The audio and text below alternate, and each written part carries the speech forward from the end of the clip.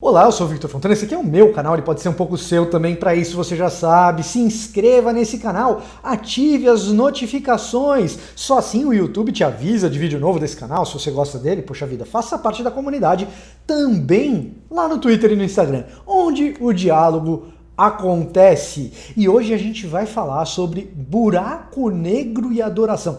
Vitor, buraco negro e adoração, você está inventando história, está inventando pauta para chamar clique. Não, olha, eu prometo para você que tem relação uma coisa com a outra. E se você ficar nesse vídeo até o final, eu tenho certeza que você vai tirar, inclusive, boas lições de vida a partir dessa história toda. Então eu vou explicar tintim por tintim, mas não sem antes dizer para você o seguinte, dá uma passadinha na descrição desse vídeo, tem um link para o meu curso, Como Preparar um Estudo Bíblico, um curso preparado com muito carinho para você que está começando a trilhar nos caminhos da teologia, não sabe por onde começar.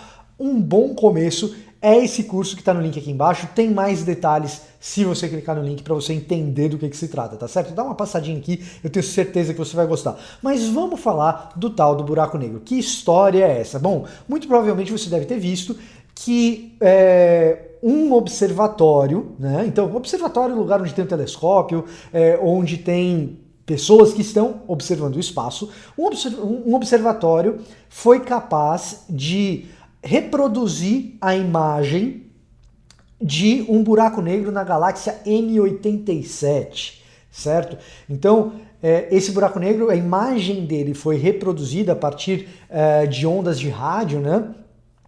E a imagem que foi reproduzida corresponde em grande medida a cálculos anteriores que só por meio de cálculos as pessoas imaginavam que seria a imagem do buraco negro. Então essa descoberta é uma descoberta importante para o meio científico, principalmente pelo fato de confirmar coisas que a ciência já vinha prevendo. Quando isso acontece, a comunidade científica fica muito contente. Isso é realmente muito significativo para confirmar determinadas teorias e também no caso específico desse buraco negro, o fato dos observatórios estarem conseguindo extrair essa quantidade de informação desses buracos negros vai permitir também inferências futuras a respeito do comportamento desses buracos negros no espaço.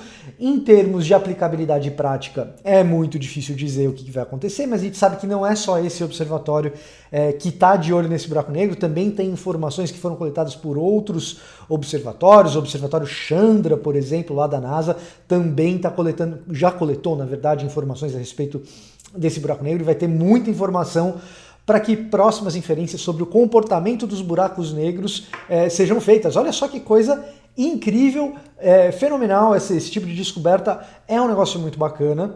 E eu estou falando num canal de teologia, e por que eu estou falando disso? Bom, se você quiser saber mais sobre física, eu não sou a pessoa, astronomia, eu não sou a pessoa. Aliás, se eu falar muito mais do que eu já falei, muito provavelmente eu vou falar alguma bobagem, se já não falei nos minutos anteriores. Então tem um canal chamado Space Today, que dá os detalhezinhos sobre como esse observatório observou, capturou essas informações.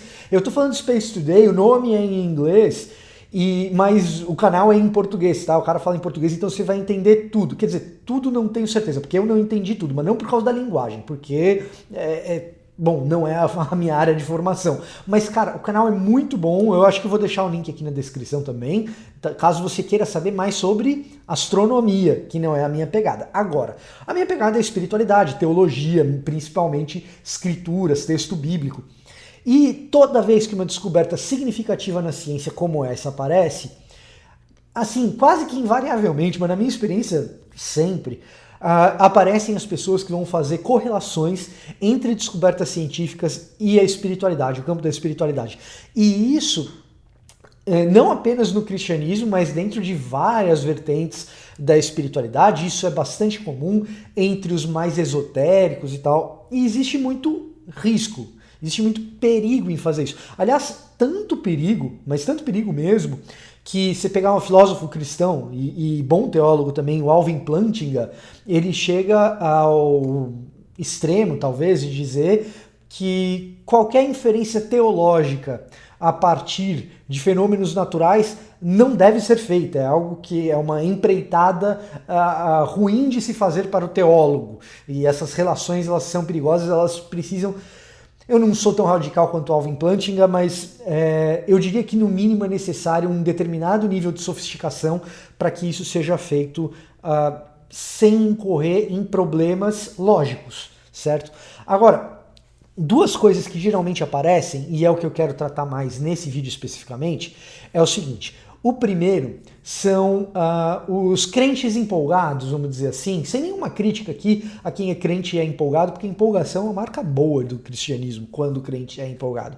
Mas às vezes tem uns crentes demasiadamente empolgados e acabam enxergando nesses fenômenos confirmações ingênuas de que Deus existe ou de que existe um ponto a mais para defender a existência de Deus. Olha só, isso confirma aquilo outro e tal. Qual que é o risco disso? Olha, tem alguns, eu vou citar dois rapidamente. O primeiro risco de querer ficar encontrando em descobertas científicas confirmações para a existência de Deus ou confirmações para eventos bíblicos, geralmente, e o primeiro problema é esse, geralmente parte de interpretações exageradas a respeito de afirmações bíblicas, porque o texto bíblico não afirma a respeito de si mesmo ser um texto com pretensões de elaboração científica. O que eu estou querendo dizer com isso? O texto bíblico, nenhum autor da Bíblia, em momento algum, faz afirmações a respeito da própria Bíblia nas quais ele reivindica para a Escritura ser um manual científico. Geralmente, inclusive, o que os autores bíblicos estão tentando responder são outras questões pertencentes ao campo da vida, do pensamento, das ansiedades da alma. Em outras palavras, é muito comum a pessoa cair num anacronismo e imputar sobre o texto determinados anseios que nós, na sociedade moderna, temos e que o autor do texto bíblico na antiguidade e os ouvintes, os primeiros ouvintes do texto bíblico não tinham. Então, isso é um risco, tá? Isso é um risco. O segundo risco dessa empolgação de falar assim, descobrimos uma coisa científica, isso deve confirmar tal coisa da Bíblia ou tal coisa a respeito de Deus, é mais no campo da lógica, talvez da epistemologia, que é um pressuposto, na minha opinião, perigoso, que é o seguinte: você sempre precisar de uma espécie de confirmação natural para aquilo que a sua fé sobrenatural já te atesta no coração, já atesta na sua mente, no seu coração e no seu espírito. Em outras palavras, é como se a minha fé não fosse suficiente, eu sempre precisasse de uma confirmação material para que eu pudesse dizer, agora eu me sinto mais confortável crendo no que eu creio. Né? Enquanto a nossa fé já deveria ser, pela própria natureza de ser fé, algo espiritualmente atestado e confirmado pelo Espírito Santo em nós. O anseio por buscar confirmação o tempo todo no mundo material para a existência de Deus me parece um anseio de quem não desenvolveu fé de fato, de quem não viveu uma experiência de fé de fato. Né? Então é um risco, às vezes associado a uma determinada imaturidade espiritual da qual a gente tem que tomar conta. Né? Que a gente tem que tomar conta. O texto bíblico já deveria nos dar subsídio suficiente para que na nossa experiência com o mundo material a gente atestasse não apenas a veracidade das afirmações divinas, mas a ação de Deus por meio das nossas ações, por meio do nosso falar, na medida em que a gente conversa com Ele em oração, sem que a gente precisasse o tempo todo buscar no mundo material ou no mundo natural confirmações para a sua existência. Tá? Então, são dois riscos aí importantes. A outra coisa que costuma aparecer é mais arriscada ainda. Tá? É o seguinte, são pessoas que pensam da seguinte maneira: a ciência descobriu mais uma coisa, passou a explicar melhor mais uma coisa a respeito da natureza, que antes, quando nós não conhecíamos e não sabíamos explicar, pertencia a Deus. E agora que a gente sabe explicar, a gente não precisa mais de Deus para explicar aquilo. Então, o cara meio que parte do pressuposto que assim, A gente atribui as coisas a Deus quando a gente não sabe explicá-las. A partir do momento que a gente passa a saber explicá-las, a gente deixa de atribuir essas coisas a Deus. Então, por exemplo, as ondas do mar, a gente não sabia explicar como as ondas do mar chegavam à praia.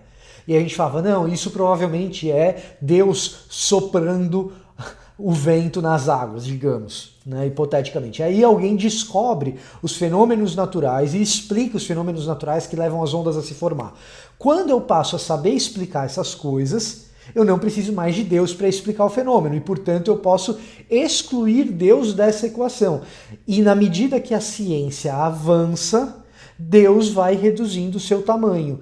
Até o momento que a ciência for capaz de explicar todos os fenômenos naturais e não houver mais necessidade para Deus. É como se Deus ficasse encalacrado numa caixinha cada vez menor na medida em que o intelecto humano vai descobrindo mais coisas a respeito do universo, né? Isso tem um nome, esse fenômeno tem um nome na história que é o Deus das lacunas. A nossa fé não pode ser uma fé no Deus das lacunas. Se a nossa fé for um Deus das lacunas, realmente, à medida que a ciência avançar, Deus vai fazer cada vez menos sentido e, na verdade, a gente consegue até, quem sabe, provar que, no limite, Deus não existe, né? Na medida em que a gente conseguir explicar fenômenos naturais dessa maneira, a gente chega à conclusão que Deus não existe. Então, qual que deve ser a nossa relação com as descobertas científicas? Bom, a primeira coisa que eu acho importante para a gente ter como relação com a descoberta científica é a percepção que descobertas científicas frequentemente nos levam a uma postura próxima da adoração. E em algumas ocasiões, elas podem nos levar à adoração em si mesma. O que eu quero dizer com isso? Eu estava assistindo um vídeo de um youtuber que eu gosto bastante, não o conheço pessoalmente, aliás, nunca conversei com ele, mas é um cara que eu acho assim muito sensato, ele é ateu, inclusive, é um cara muito sensato que é o Pirula, né? O nome não ajuda muito, mas o Pirula estava falando sobre essa história do buraco negro, e a expressão que ele usa sobre a sensação que ele teve ao ler e descobrir essa história do buraco negro que saiu próximo desse final de semana que passou, foi a sensação de maravilhamento. A sensação de maravilhamento com o fato de que a ciência avança e confirma teorias que pessoas traçaram sem condição de comprová-las. E diante disso, ele chega a uma sensação de maravilhamento, né? Então, é um ateu dizendo que novas descobertas científicas, e uma em específico, o leva a uma sensação de maravilhamento. Essa expressão, sensação de maravilhamento, é uma das bases de qualquer tipo de adoração. Qualquer tipo de adoração parte de uma sensação de maravilhamento com algo. Nem sempre uma sensação de maravilhamento levará à adoração a alguma coisa, ou a algum ser, ou a alguma entidade, mas é seguro dizer que sensação de maravilhamento é uma das bases constitutivas de qualquer tipo de adoração, embora nem sempre uma coisa implique na outra. Portanto, quando a gente está diante de um grande fenômeno natural, esse fenômeno natural em si mesmo pode nos provocar uma grande sensação de maravilhamento. E a própria Bíblia nos atesta a respeito disso.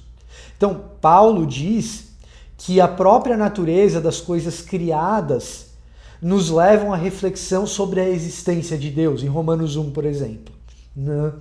E isso é a intenção de Paulo, remetendo a Salmo 19, é mostrar que diante de uma natureza complexa, diante de um universo complexo, diante da grandiosidade das coisas criadas, em nós se reflete uma sensação de maravilhamento. Essa sensação de maravilhamento pode acontecer com o fenômeno natural em si ou com a explicação do fenômeno natural. Ela acontece e diante dessa sensação de maravilhamento, alguém pode simplesmente ficar maravilhado por alguns segundos e depois tocar a sua vida, ou essa sensação de maravilhamento pode desencadear um processo de mudança de percepção das coisas e de mudança de atitude em relação ao mundo. Quando essa mudança de percepção das coisas acontece e a mudança de atitude em relação ao mundo acontece, provavelmente a gente está falando de adoração. Em outras palavras, a sensação de maravilhamento provoca uma catarse tão grande que ela muda o meu jeito de enxergar as coisas e de viver. E me coloca em submissão a algo, e me coloca diante, eu estou tão maravilhado que a minha resposta a essa coisa é adoração.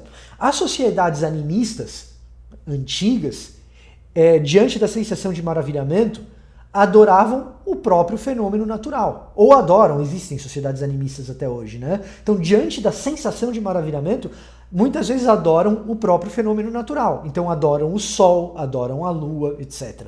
Né? Se colocam em submissão a essas entidades diante de uma sensação de maravilhamento.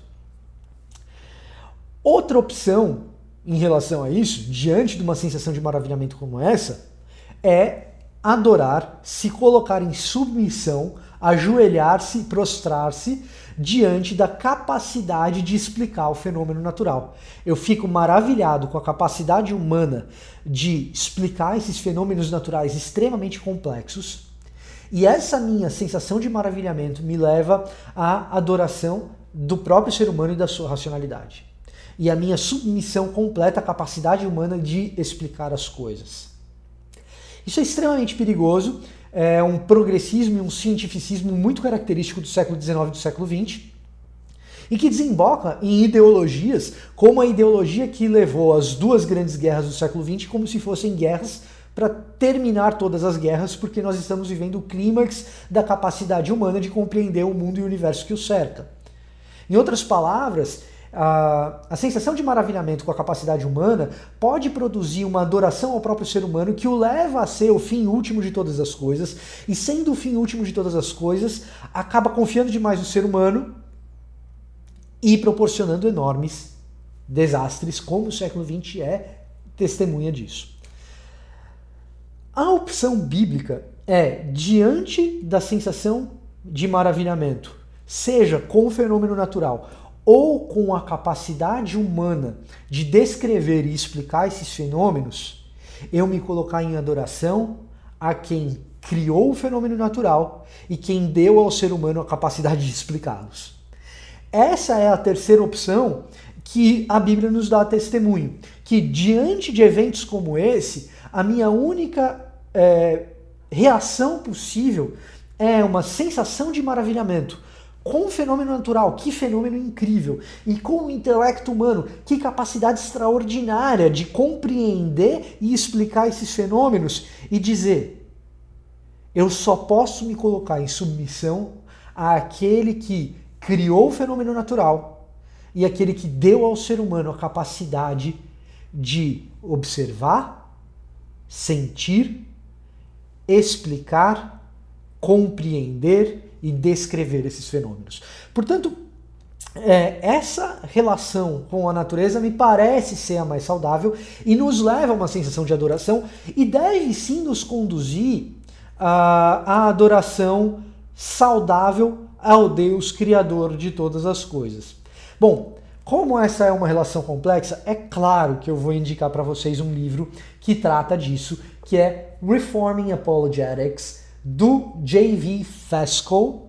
Ele é professor no Westminster Seminary, na Califórnia, professor de teologia sistemática, e ele vai tratar exatamente sobre as questões da natureza e a apologética, ou seja, questões da natureza e como eu posso pensar a respeito de Deus e como eu posso pensar a respeito da existência de Deus. Lembra que eu disse que é perigoso fazer essas relações sem sofisticação? Ele está acrescentando sofisticação para o debate. Fica feita a sugestão para as editoras. Eu recebi esse livro como uma cortesia da Baker Academic, mas fica uma sugestão aí para as editoras Thomas Nelson, Vida Nova. Excelente sugestão de tradução. Para você que conhece a língua inglesa, eu vou deixar aqui na descrição desse vídeo o link também para esse livro aqui, enquanto uma editora brasileira não o traduz. E se você não conhece a língua inglesa, é claro, você pode passar aqui embaixo e conferir o link do meu curso Como Preparar um Estudo Bíblico. E aí a gente continua a nossa jornada sobre como a gente adora a Deus e como a gente se relaciona com esses fenômenos naturais, tá certo? Se você gostou desse vídeo, deixa o seu like, deixa o seu comentário aqui embaixo. Eu vou ficando por aqui e até a próxima.